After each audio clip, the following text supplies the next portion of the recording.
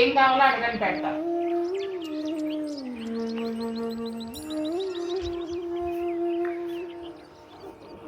అప్పడానికి కూడా తినాను. రసం కూడా ఉంది తాతగారు, రసం ఉంది, పెరుగుంది. పెద్ద ఆయన ముసలాయన, మేము కలియుగ సాయిబాబాగా భావిస్తాము. కనీసం 10-15 రోజులకు ఒకసారి మా ఇంటికి వచ్చి దక్షిణ తీసుకుంటుంటారు. ఒకసారి నోరు తెరిచి భోజనం అడుగుతుంటారు. మేము సంతోషంగా పెడతాము. మాకు అది దీవెనలే. సాక్షాత్తు సాయిబాబే మాకు ఈ అవకాశం కల్పించారు.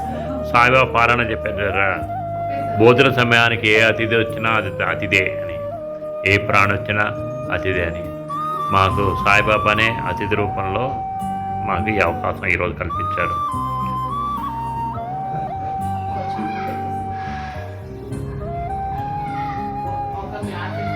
జేఆర్ఎఫ్ క్వాలిఫైర్, నా బిడ్డ గవర్నమెంట్ జాబ్ రావాలా, నా కొడుకు ఎక్స్ట్రా మంచి మార్కులతో CGPA 9తో పాస్ అవ్వాలన్న ఎగ్జామ్స్.